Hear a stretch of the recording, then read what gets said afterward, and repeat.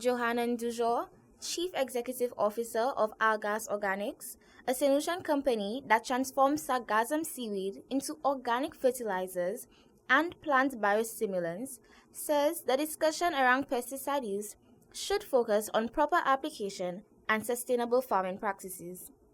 His comments come after the FAO reported that Saint Lucia is the sixth most intensive user of pesticides in the world, a finding that has renewed discussion about agricultural practices on the island. Because we're in the tropical regions, we're going to always have a lot more pests. And my real question was, are we using those chemicals correctly? The number is insignificant if you're using them correctly, but if you're not using them correctly, then there's serious concern. So that was my first. That was my initial reaction, but I had two reactions. That was the first one, but the second reaction was, oh my God, how is the public going to perceive this? Especially since they may not be au courant, so to speak, with how pesticides work. While the FAO ranking has attracted public attention, Dujon says the more important issue is not simply how much pesticide is used, but whether it is applied responsibly. Based on more than a decade of working with farmers across Saint Lucia, he says most producers he has encountered follow recommended application guidelines and respect withholding periods before harvesting.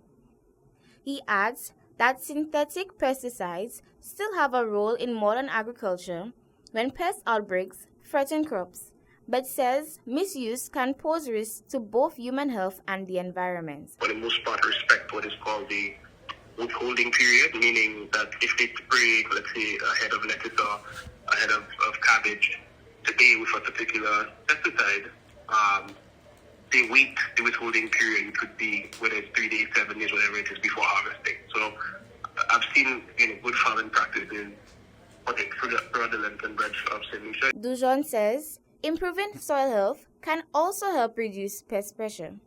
He explains that healthier plants are naturally more resilient to insects, disease, drought, and heat, reducing the need for chemical intervention over time. Farmers using Algas Organics sargassum-based fertilizers, he says, have reported stronger yields, healthier crops, and improved resilience during dry conditions. We've seen tremendous improvements in crop yield, dramatic improvements in crop yield, especially with the heat and drought stress, right? So what you found is that normally farmers tend to lose their crops or have lower yields when it's very hot and it's also very dry and they don't have water to irrigate. Normally the plant would just shut down and production drops, but using our product helps to help those plants deal with what's called abiotic stresses, help them to remain productive.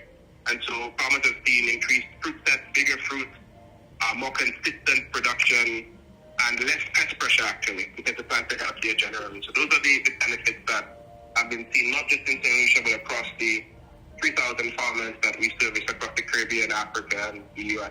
Dujon believes continued farmer education, greater transparency, and wider adoption of sustainable farming practices will help strengthen public confidence in locally grown produce while supporting long-term food security. For Hot 7 News, Ethne Brown reporting.